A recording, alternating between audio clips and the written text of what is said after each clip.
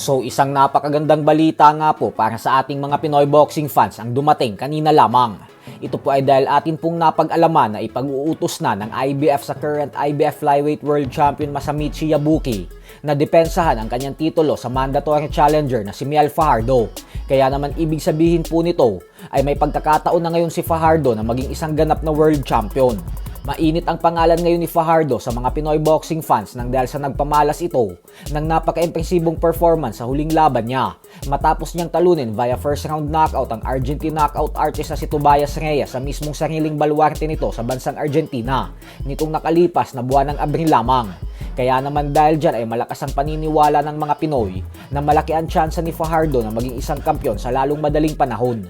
Pero syempre hindi rin magiging madaling hamon para kay Fajardo ang maging world champion dahil ang kanyang makakatapat na Japanese champion na si Yabuki ay isang veteranong may napakatinding record din na 20 wins with 80 knockouts at 4 na talo lamang. Kaya kailangan talaga itong paghandaan ng husto ni Fajardo. Sa kabilang banda naman mga idol ay pinasilip nga po ni Silver Voice TV ang naging sparring session ni General Casimero at ang Japanese top contender na si Katsuma Akitsugi. Ang mga fighter na nagpataob sa mga pambato natin na world title challenger na sina Jonas Sultan at Vincent Astrolabio. Ayon kay SV ay sparring daw ito ng dalawa noong mga panahon na nasa poder pa nila sa MP Promotion si Cuadro Alas. Subalit hindi daw nila ito nilabas nang dahil sa pinaglaruan lang umano si Casimero ni Akitsugi. Panoorin po natin at pakinggan ang narasyon ni SV. Ito po yung tinaguri ang Lomachenko ng Japan. This time siguro parang mga 4-0 o 7-0 pa lang si Akitsugi this time. So makikita nyo, ayan, medyo outwork talaga niya si General dito.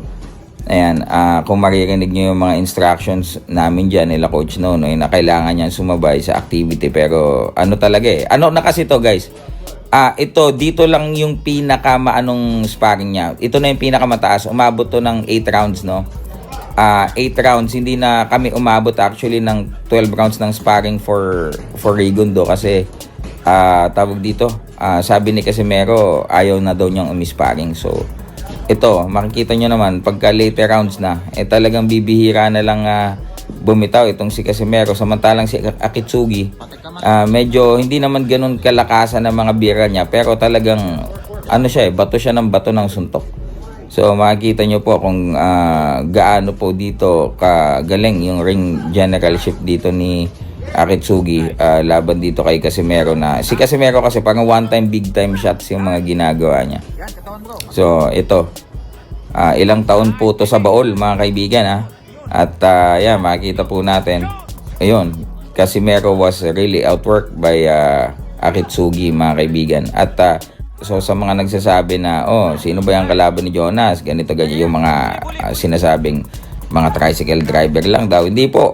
Actually ito po ay talagang mahusay na boksingero, at yung ganyan mga kalidad ng mga sparring partners ang binibigay nila ni Sir Sean sa kanyang mga boksingero kapag syempre nasa Amerika. Hindi po yung mga 4-rounder, diba? Makikita kayo mga sparring ni Casimero, mga 4-rounder, mga bata, mga hindi marunong, diba? Hindi po ganon.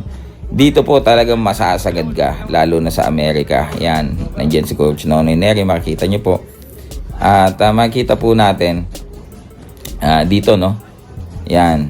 Kaya po hindi namin yan nilalabas noon, mga picture lang. Ayaw pong ipalabas ito ni General kasi syempre makita yung na-outback siya mga kaibigan. So yan, enjoy po the rest of the video.